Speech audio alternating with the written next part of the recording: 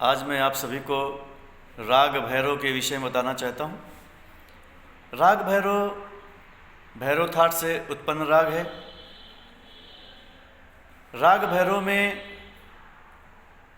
दो स्वर कोमल लगते हैं, रे और धा। राग भैरव के आरोह में रे और धा कोमल हैं और सभी स्वर शुद्ध हैं। इसी प्रकार से राग भैरव के अवरोह में रे और धा कोमल स्वर लगते हैं और सभी स्वर शुद्ध लगते हैं। इस प्रकार से राग भैरव में कोई भी स्वर वर्जित स्वर नहीं है। वर्जित स्वर का मतलब है कि ऐसा कोई स्वर नहीं है जो उस राग में प्रयोग ना हो रहा हो।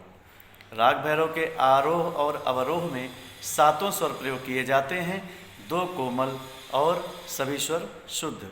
सातों स्वर प्रयोग होने से राग भैरव की जाति संपूर्ण कही जाती है।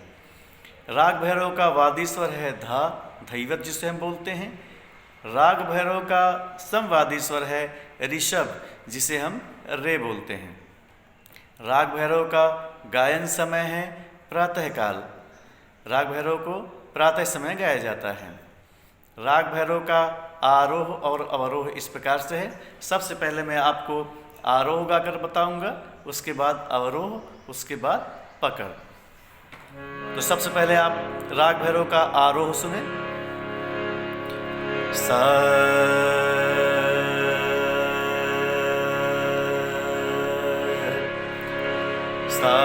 रे गा मा पा धा नी सा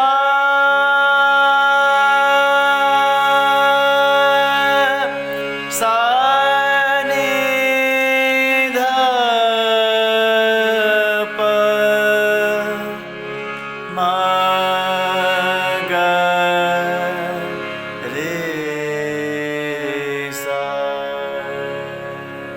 तो इस प्रकार से मैंने आपको आरोह और अवरोह गा करके सुनाया है। आरोह का मतलब होता है जब हम किसी भी राग में गाते समय नीचे के स्वरों से ऊपर के स्वरों की तरफ चढ़ते हैं, उसे हम आरोह कहते हैं। जब हम ऊपर के स्वरों से नीचे के स्वरों की तरफ आते हैं, उसे हम अवरोह कहते हैं। जैसे मैंने गाया सा रे गा मा पा धा नी सा, ये तो आरोह है। अब अवरोह सुने। सा नी धा पा मा गा रे सा। ये इस राग का अवरोह है। अब इस राग की पकड़ सुने। पकड़ मीन्स पकड़ना। ऐसा राग का ऐसा स्वर समूह जिसे सुन करके हमें ये पता चल जाता है कि यह अमुक राग है। तो उन स्वरों से जिस राग की हमें पहचान हो जाए, वह उस राग के जो स्वर हैं वह पकड़ कहलाते हैं। गा मा धा धा प मा प गा म रे सा। आपने देखा है कि धा और रे को हमने ज़्यादा गाया है, यानी इस पर ठहराव हुआ है। यानी जिस स्वर पर ज़्यादा, जिस स्वर को हम गाते हैं या जिस पर ठहराव ज़्यादा करते हैं, वही वादी समवादी होते हैं। वादी मतलब होता है कि ऐसा उस राग का ऐसा स्वर जिसको हम ज़्यादा गाते हैं, वह स्वर ज़्यादा निखर करके आता है, आपको सुनाई ज़्यादा पड़ता है, वह उस राग का वादी है। यानी उस राग का वादी जो स्वर होता है वह उस राग का राजा कहा जाता है, सबसे ज़्यादा महत्वपूर्ण स्वर होता है। इसके बाद वादी के बाद जो स्वर दूसरे नंबर सबसे ज़्यादा महत्वपूर्ण होता है, वह उस राग का समवादी कहा जाता है, वह उस राग का राजा का मंत्री कहा जाता है। आपने वादी समवादी समझ लिया। अब मैं राग भैरव का छोटा ख्याल, इसकी बंदिश गाने जा रहा हूँ, जिसको आप सुने और सुन करके आपको गाना है। रैना बीती भोर भयो है, रैना बीती भोर भयो है। वन वन पंछी बोले, वन वन पंछी बोले, रैना बीती भोर भयो है। यह इस राग का स्थाई है। अब आप अंतरा सुने।